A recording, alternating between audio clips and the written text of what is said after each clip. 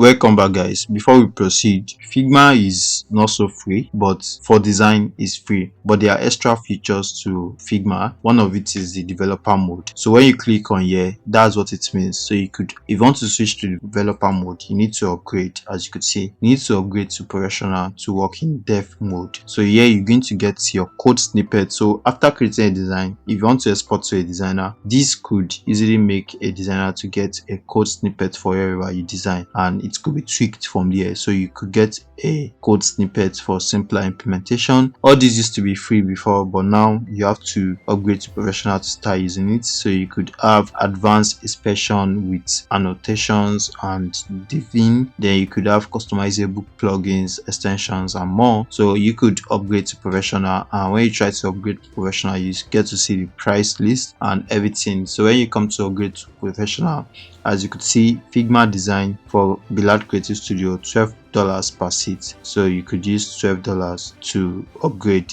every month. So here we have $12 per seat, and annually it's going to be like $144 with a discount, 20% off discount. But monthly is just a $12 or $15. As you can see, it's just $15. So something I want to say is that when you start designing and you want to start taking on professional duties, this is actually a very small amount of money. $15 is so little. So you could actually use $15 to invest in the tools you'll be using. So this could easily be invested on just a $15 just to get developer mode. There are more to it, actually. There are more to it. So you could actually try to subscribe for Figma, but as a beginner you don't need all this. I'm just showing you that there is a subscription mode for Figma, but everything we'll be using about design is free. So all we have to do is to go back to our design mode instead of staying in the developer mode or development mode. So let's go back to our design mode. Then we are going to be able to come back to our free design. Then we're going to be able to use the design tool for free.